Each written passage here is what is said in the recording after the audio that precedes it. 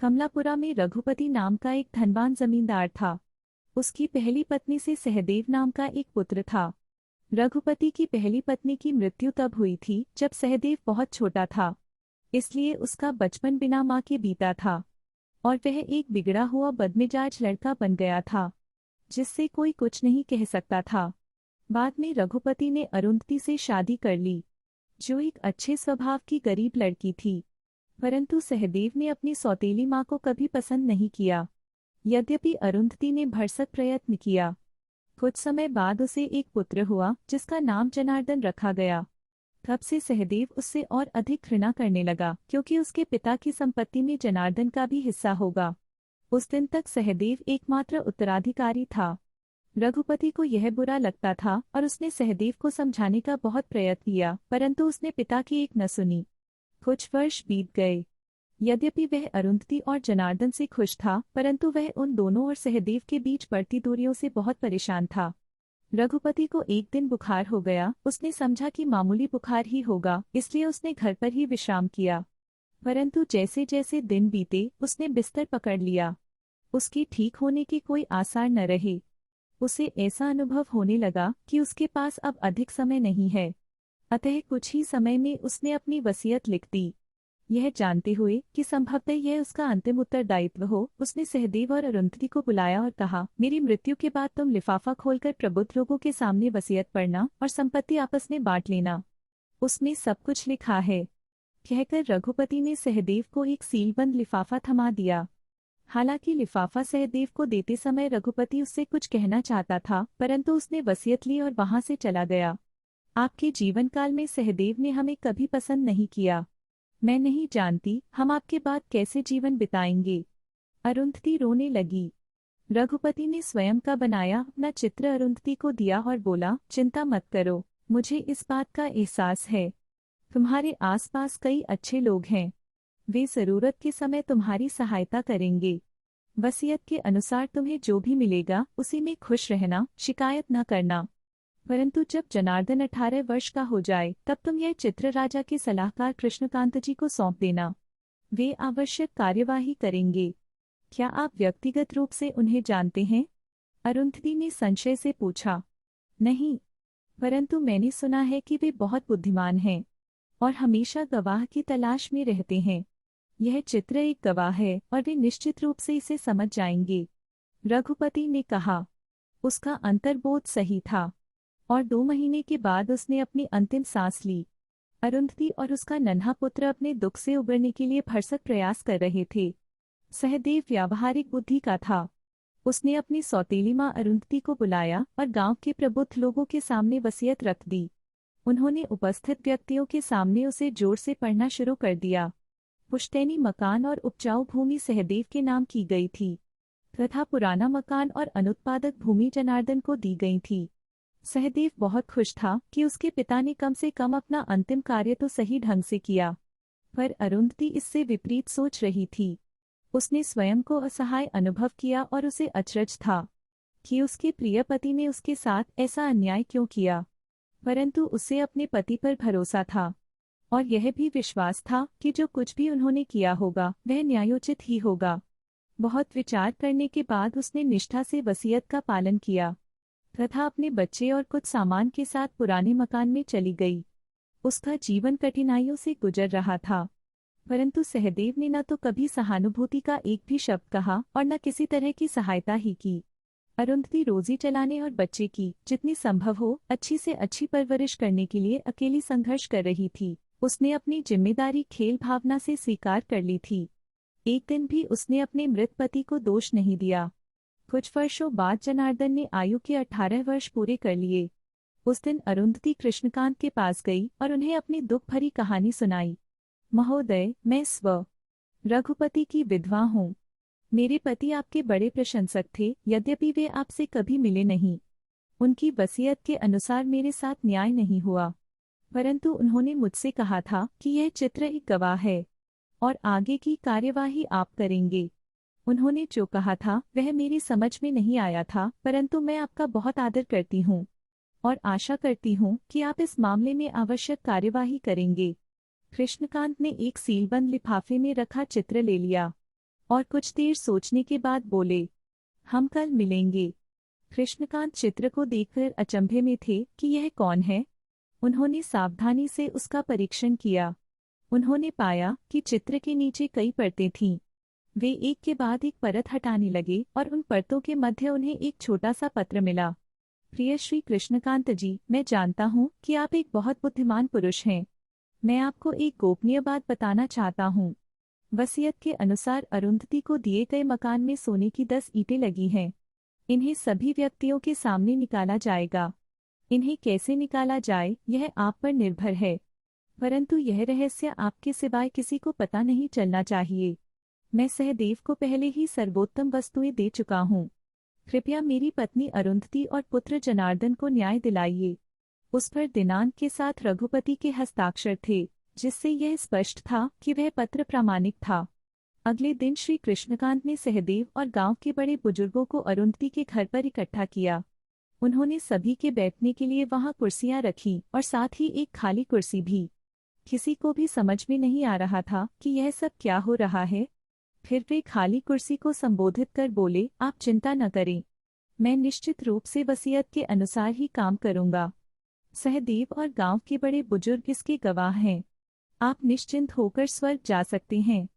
तब उन्होंने वहां बैठे लोगों की ओर देखा। क्या आप लोगों ने लाल टोपी पहने एक और वर्ण आदमी को यहाँ नहीं देखा, जिसकी नाक थोड़ी लंबी है और माथे पर एक निशान, बड़ी बड़ी मूछें, और जो कह रहा था मेरी वसीयत के अनुसार काम करो, वह कौन है? सबको पता था कि कृष्णकांत रघुपति से कभी नहीं मिले थे। सहदेव ने कहा, वह मेरे पिता हैं, और उसने वसीयत के बारे में भी बताया। कृष्णकांत ने रघुपति की वसीयत, जो सहदेव के पास थी, मांगी। हमने पिताजी की वसीयत के अनुसार ही संपत्ति का बंटवारा किया है। सभी इसके गवाह हैं। सहदेव ने कुछ उत्तेजित होकर कहा, क्या तुम्हें पक्का विश्वास है कि पुराना मकान और अनुपजाऊ जमीन अरुंधति और जनार्दन को मिले हैं? हाँ, और इसके सिवाय कुछ भी नहीं। सहदेव कुंठित होकर बोला, तो अरुंधति को दिए गए पुराने घर पर तुम्हारा कोई दावा नहीं है? नहीं, बिल्कुल नहीं।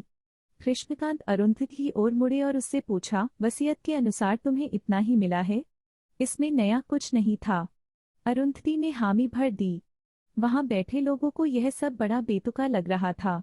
वे वहां से जाने के लिए एक के बाद एक उठने लगे। अरे, मैं तो भूल ही गया, कृष्णकांत जी ने कहा। उनकी पूरी बात सुनने के लिए सभी उधर देखने लगे। मैं आप लोगों को बताना भूल गया कि रघुपति ने एक बात और कही थी। ऐसा लगता है कि उस पुराने मकान को यदि ढहा दिया जाए तो उसमें सोना मिलेगा, परंतु वैसे भी वह मकान अरुंधति का है। यदि वह चाहे तो ऐसा करके इस बात की परीक्षा कर सकती है। अरुंधति डरी कि यदि उस मकान को गिरा दिया और सोना न मिला तो उसके सिर पर छत भी न रहेगी। परंतु जनार्दन अब बालिग हो चुका था, और उसमें इतना साहस था कि वह अपनी माँ को ऐसा जोखिम लेने के लिए राजी कर सके। घर को ढहाने का काम शुरू हुआ। उसे सोने की 10 सिल्लियां मिल गईं। अब कृष्णकांत जी ने उससे कहा, सोने को किसी सुरक्षित स्थान पर रख दो। उसे बुद्धिमानी से खर्च करना और अपनी माँ की देखभाल करना।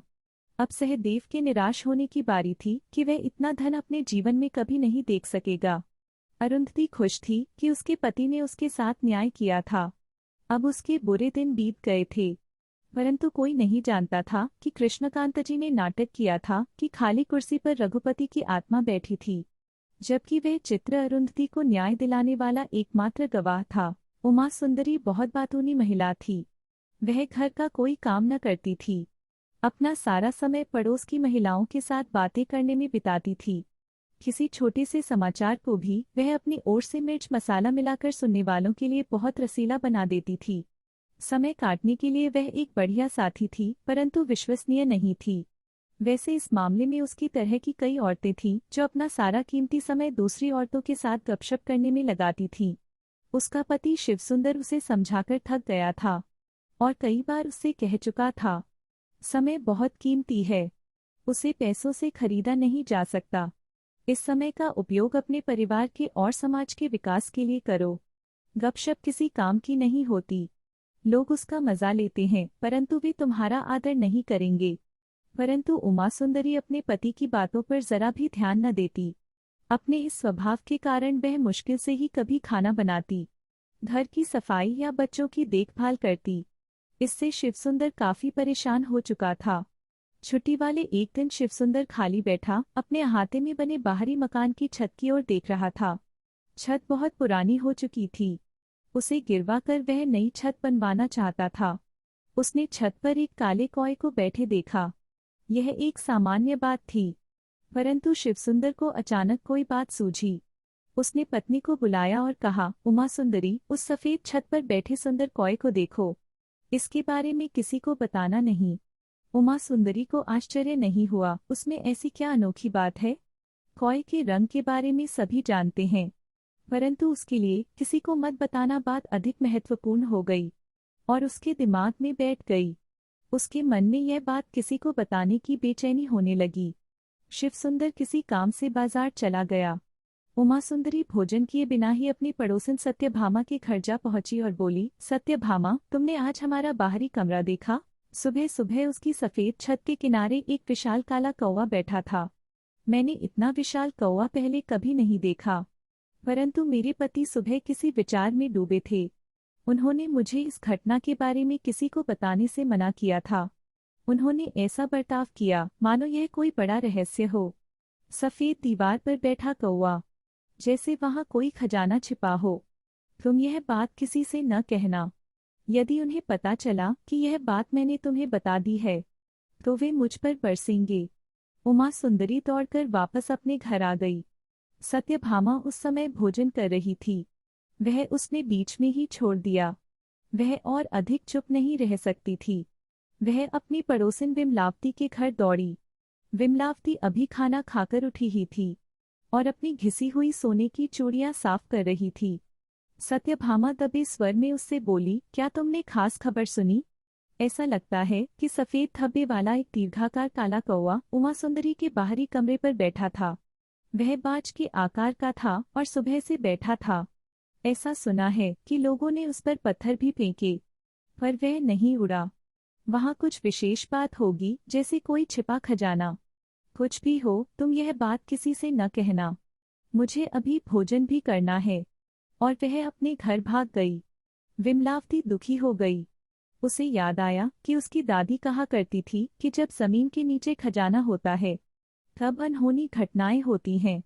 उसे उमा सुंदरी से ईर्ष्या हुई कि उसके बाहरी कमरे के नीचे कोई खजाना छिपा हो सकता है। उसे ईर्ष्या हो रही थी कि सोने की 2 चूड़ियां बनवाने में उसे इतना लंबा समय लग गया और उमा सुंदरी को खजाना मिल गया। वह इसे और सहन न कर सकी, अतः यह बात वह किसी को बताना चाहती थी। वह दौड़कर अपने पति कमलेश के पास गई। कमलेश एक लेखक था और विचारवान तथा सुलझा हुआ व्यक्ति था, पर वह अशांत था। विमलावती वहां आई और अपने पति से बोली, ये काल्पनिक कहानियां लिखना छोड़ो। उमा सुंदरी को देखो, उन्हें बिना मेहनत किए सोना और हीरे मिलने वाले हैं। कमलेश इस व्यवधान से और इस खबर से कि उनके पड़ोसी अमीर बन रहे हैं, बहुत अशांत हो गया। कहाँ और कैसे? उसने अपनी पत्नी से पूछा।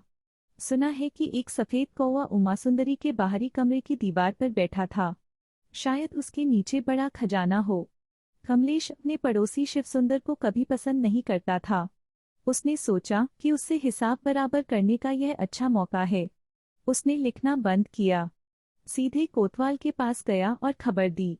हुजूर, विश्वस्त सूत्रों से मुझे पता चला है कि शिवसुंदर के बाहरी कमरे की दीवारों में एक खजाना छिपा हुआ है। एक जिम्मेदार नागरिक होने के नाते मैंने अपना कर्तव्य पूरा किया है। सत्यपुर राज्य में एक नियम था कि यदि जमीन के नीचे कोई खजाना मिलता है, तो उस पर राजा का अधिकार होगा, न कि जमीन के मालिक का। यदि कोई इसका पालन नहीं करेगा तो उसे सजा मिलेगी। कोतवाल अपने सिपाहियों और औजारों के साथ कमरा गिराने वहां आया। उस समय शिवसुंदर घर पर ही था। पुलिस अफसर ने कहा, हम तुम्हारा बाहरी कमरा गिराना चाहते हैं। जो कुछ हमें मिलेगा वह राजा का होगा और यह मेरा आदेश है। शिवसुंदर कुछ कहने का प्रयास कर रहा था, परंतु कोतवाल ने एक न सुनी। मकान ढहाने का काम तुरंत शुरू हो गया, परंतु वहां कुछ भी नहीं मिला। कोतवाल हताश था और अपने दल के साथ वहां से चला गया। वह कमलेश पर क्रोधित था। उसने उसे बुलाया और चेतावनी दी, आगे से मेरे साथ कोई शरारत नहीं करना। अफवाहें मत फैलाओ। यदि तुमने दोबारा ऐसा किया तो मैं तुम्हें जेल में डाल दूंगा। बस्ती में विमलावती, सत्यभामा आदि उत्सुकता से यह सब देख रही थीं। शिवसुंदर मुस्कराया और अपने आप से बोला, धन्यवाद भगवान। यह पुराना कमरा इतनी आसानी से गिरा दिया गया, नहीं तो पता नहीं इस पर कितना खर्च आता। इस उमा सुंदरी के बातूनी स्वभाव ने आज मेरी बड़ी मदद की। इस घटना के बाद उमा सुंदरी की बातों पर कोई विश्वास नहीं करता था, इसलिए अब महिलाओं की गपशप में उसे स्थान नहीं मिलता था। उमा सुंदरी को अपनी पुरानी आदत छोड़नी पड़ी और वह रचनात्मक कार्यों में अपना समय बिताने लगी।